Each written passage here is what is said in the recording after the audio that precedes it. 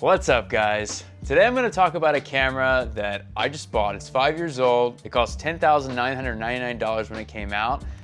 And honestly, I don't even think anybody wants it anymore. This is the C300 Mark III.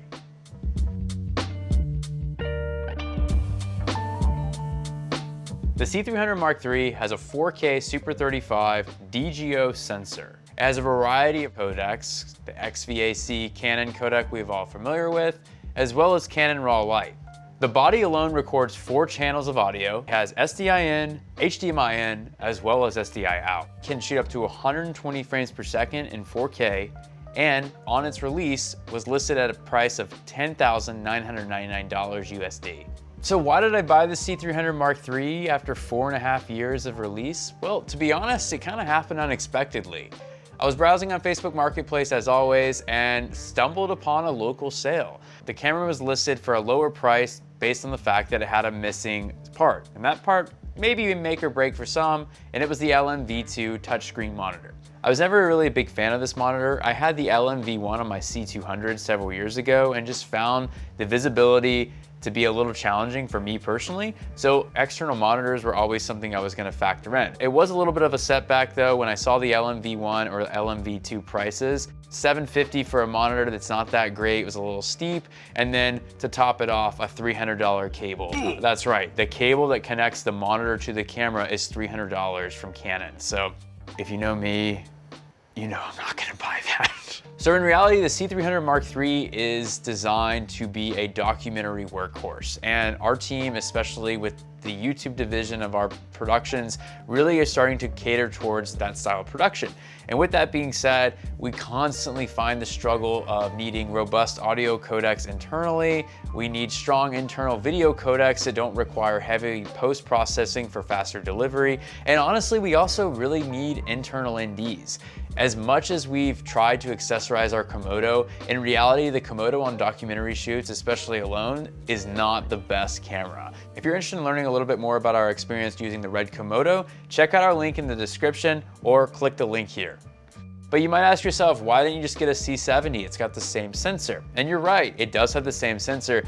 This is my opinion, but ergonomically, I have yet to see a C70 rig that works the way I work, with multiple channels of audio, external monitors, etc., without being a tower.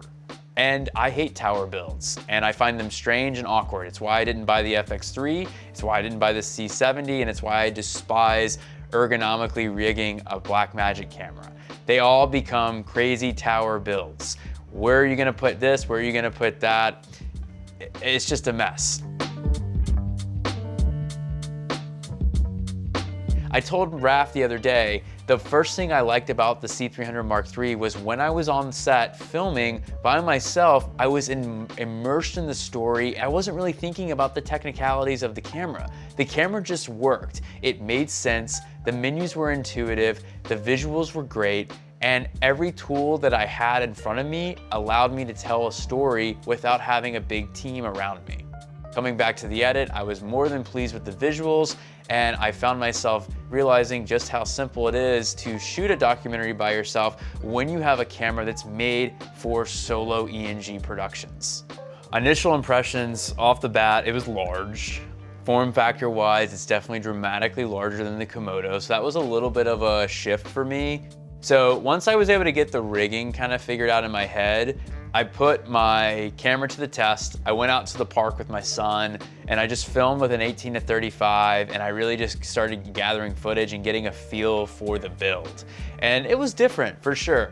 The second I added the Phantom LUT into the camera to monitor, I started really seeing the camera shine.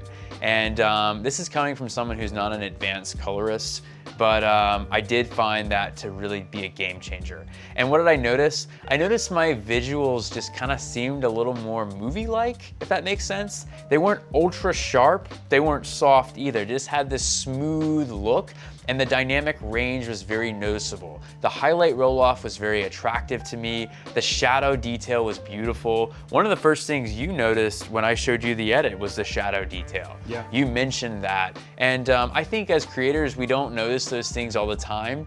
We don't need that to tell our story, but when we have it, it stands out. this camera in general just really just gave a natural movie-like look that our team has been quite happy with since we started producing content with it. So as a producer, I'm always going to be budget conscious. That doesn't mean I'm gonna be cheaping out and not buying things just because I don't wanna spend money. It just means I need to be realistic about how much this actually is going to cost to use in order to film. For me, the way I wanted to film and the way I want to rig this camera, I knew I needed to invest money into certain accessories. I'm gonna show you my budget of this project. So we're gonna start out with the camera. I bought this camera for $2,500 on Facebook. So the first thing I did, I wanted the full frame Camera Co power plate, but it was discontinued for the C300 Mark III. Makes sense, smaller business, also old camera. Dude, you're late to the game. You're 4.5 years late, what do you expect? I get it. Thankfully, Core did have one in stock, so I immediately picked that up. That was $358.07. I then knew that this was a new form of media, the CFast Express, and I was very excited to venture over to CFast Express since more cameras we're using and renting are requiring that as a media source. I ended up picking up an Angelbird 1 terabyte. I believe it was around $200, and then I picked up a card reader for $60 on B&H as well. The next thing is the shoulder rig and cage I purchased on eBay. We have the full shape handheld rig. This is gonna come with a full VCT shoulder plate, the side handles, top plate, top handle. It's a really good kit. I can't say I like the VCT plate that Shape created. I don't like the way that it feels on my shoulder compared to my Zacuto, but you know, it is what it is. It's not really why I bought the kit. I really was just after the cage. So I ended up getting that for $400, but then eBay charges taxes and there was shipping since it came from Hawaii. So I ended up getting that for $500. And then miscellaneous accessories, just a few cables here and there, $75. All in all, $3,694.06 got me this camera to be where it needs to be for shooting the way I like to shoot. And honestly, I'm very proud of that. I don't want to get weird, but essentially this camera was on Facebook several years ago. It was used and the guy was like, it's not the right camera for me. And I was like, yeah, I get it. Because with the type of content they were doing, it wasn't the right camera. I considered it. It's actually more than double the price. And I considered it and I was just like, still just not there. And then the guy who bought it again, once again, didn't buy a camera that fit the type of clients he was producing content for. So he felt like it just wasn't the right camera. So when I saw it, I kind of was like, is this the same camera? Did you buy this on Facebook? And he was like, yeah, how'd you know? And I was like, yeah, I know this camera. So I don't know, I feel like this camera was like supposed to be with me. It's January 2025. I've produced 4 videos using this camera, 2 of which have been paid productions. And I want to talk about the pros and cons that I have initially encountered using the camera on both personal and professional projects. Number 1, we're gonna say ergonomics. Ergonomically, this camera just really makes a lot of sense. The weight distribution, even with the external V-mount, just feels natural. This camera was designed with modularity in mind, so you can actually expand this to have more XLRs and a V-mount plate by a Canon accessory. So it actually has mounting points for that. I didn't obviously do that, but I think because of the fact that it was designed with that in mind, adding the V-mount plate and adding the mini V-mount to it really just felt good. And I like the fact that I also have the hot swap opportunity because I keep an AP30 or an AP60 battery on the camera at all times, which allows me to keep it on and never have to power off to produce content, especially on site. So ergonomically, one of the things we've noticed with it is even handheld shooting, while it is a heavier camera, the weight is distributed better than the Komodo. So if anything, I have less like back or joint pain after like a long handheld day. Yeah, so one of the things that I really like about the rig is just how stable and sturdy it is. So points of contact are really important when you're filming. So ideally you'd have 3, but most of the time without an EVF, you're only gonna have 2. So we have this locked in elbow here, and then that second is going to be right into the waist here. So we're really locked in getting a stable shot. And one of the things I'm probably going to do is pick up an EVF, so then I can have that third point so I can shoot, and then I really have a stable rig. But all in all, I mean, you can see it's just a really stable setup. So the next pro is going to be the robust codecs and the flavors and varieties this camera offers. So we're going to start out with the XVAC. This is a great codec. We've used it many years in many different Canon cameras. There's a lot of data in the image still, even though it's not raw. I like the two flavors of XVAC I can shoot. The higher bit rate is going to be a little bit more where I hang out at 400.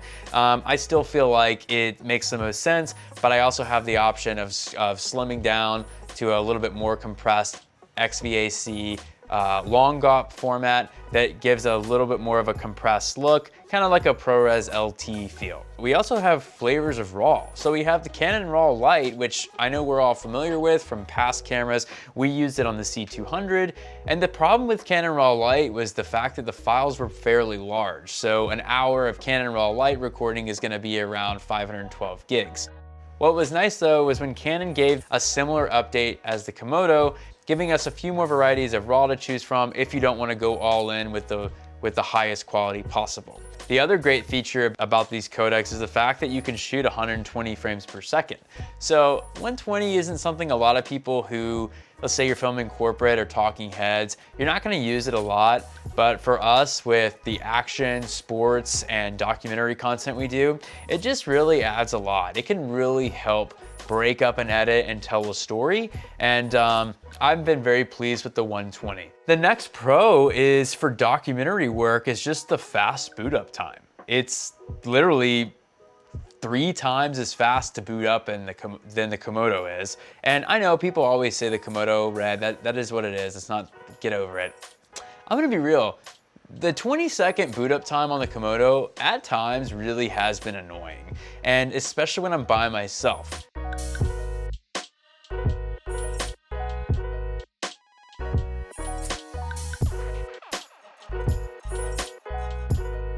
The next pro is huge for us, and that's audio preamps. Having internal audio preamps is great.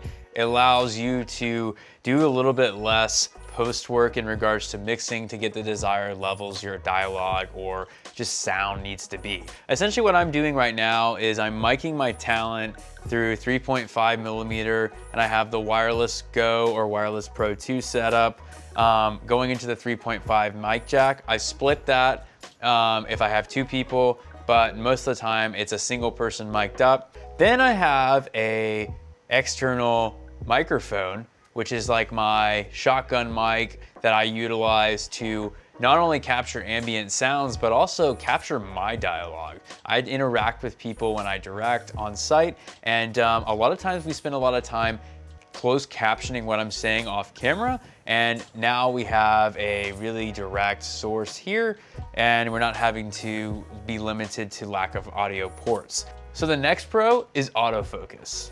I'd give it like a 90 out of 100. So by far way more usable than the Komodo. I'm still fine tuning it. The speed adjustments, I really like the fact that I have all those incremental control changes. I'm still kind of figuring out what the best speed for snappy autofocus is for me. And I like the fact that it has face priority. So shooting interviews, it's really nice to have a shot and it just locks in and you can be wide open or maybe at like a f1.8 or f2. And you can really see the face detect really kind of doing its magic, especially when the subject's rocking in or out. We're really able to kind of rely on the autofocus for certain things, and it's a great tool to have. The next pro is DGO, or dual gain output. So basically DGO maintains a high dynamic range while keeping a low noise level. And it does this by reading each pixel with different gains. What I notice is cleaner, richer shadows and really attractive highlight roll-off. Having this DGO built in, you can see a dramatic difference. I've pushed this camera thus far to around ISO 1250. I've talked to people that are pushing it up to 3500, and that's when the DGO starts to go away and you really start to see the noise. But for me personally right now, hanging out at ISO 800, the shadows are super clean. just like anything, there's pros and cons, and this camera honestly doesn't have a lot of cons. The first thing I'm gonna talk about is a slight magenta shift I've noticed in mixed color temperatures, especially on lighter Caucasian skin. I was in a gym filming with an athlete in December and really noticed how odd this was. Coming from owning Canon cameras in the past, I was kind of prepared for it. Yes, you can fix it in post, but it does seem like it's a continual issue or continual trait of shooting in C-Log. So this was something different. We did tone it down, but I don't know. If anyone knows how to combat that with picture profiles or what they found to be the best way to eliminate that, let me know. I'm definitely curious because it's something that I don't think is gonna be the last time we encounter. I'm just gonna say add some green. No, tint. it doesn't, it's not like that. It's like weird. No, I know, but I know somebody's gonna be like, just add some green tints, God. The next con is and I can't believe I'm saying this is a con because I've like bitched about not having NDs for so long internally. But the NDs on this camera are like ungodly slow. This ND is so slow that like you really can't show the portion of the clip when you're changing. Imagine the scenario where someone you're filming is walking from inside to outside. Is it a deal breaker? No, but it is something that I'm kind of having to pre-plan for. And the next issue with the ND that I personally have is, you know, it's 2-stop increments, which can be a little frustrating, especially if you're inside, because let's say you're shooting at 1.4 or 1.8, and you're really wanting to get a great looking shot, but you don't need to be 2 stops down, you need to really be at 1. So you don't have that option with this. You have 2 stops or no stops. So overall, I'm very happy to have internal NDs, but the speed and the stop increments are a little disappointing. So another con that I've currently encountered is, and I kind of hate saying this is a con because these are like such nitpicky things, but the DGO does disable when you shoot at 120. Now you can get it at 60 frames per second, but after that it's off. And you notice a difference for sure. And I think most people, that's not gonna be any issue. You just have to realize that those shots will probably need some sort of internal noise reduction if your workflow hasn't changed in regards to filming with slow motion. What's the compromise? Change the S and F, slow and fast button, change the frame rate to 60, and then you'll have your DGO and you'll be able to quickly shoot 60 FPS with the DGO enabled. Another con we noticed on set was during the production we had in December, we had a whip pan in the shot list and we really noticed quite a bit of rolling shutter. This is something that had been discussed, but after moving to the global shutter for many years, we really kind of forgot about rolling shutter. It just wasn't a thing that was relevant in our shoots. And I'm gonna be honest, it was pretty noticeable. Now, is this a deal breaker for me? No, but I can't say that I loved it, and it definitely will be something I'll keep in mind when choosing to use this camera on certain productions, because if we do have an ad in the future or a project that requires more whip pans or faster motions, I'll probably revert back to the Komodo simply based on the global shutter. The last con, and honestly this is kind of the biggest flaw I've encountered thus far, is the price to adapt any lens that is PL mounted to this native EF mount camera. So most cameras that are out right now are very easy to adapt. You can easily grab an adapter under $500 and you're able to kind of go to whatever system you want to. The EF mount, which was one of the standards for most cameras in the mid 2000s up until around 2020, really wasn't super adaptable. And in order to change this camera mount to PL, you actually have to completely disassemble the mount by unscrewing 4 screws on the sides and then adding the new mount in. So having to deal with something completely different, it's a little bit of an adjustment, but I don't think that's really the issue. The biggest challenge we've encountered is the fact that adapting any PL lens to this camera is quite costly. The wooden camera adapter is $950 and the Canon version is $1,500 pre-tax. So that's quite an investment, and honestly I think it's why you don't see a ton of PL mounted C300 Mark IIIs running around. Is it really worth it?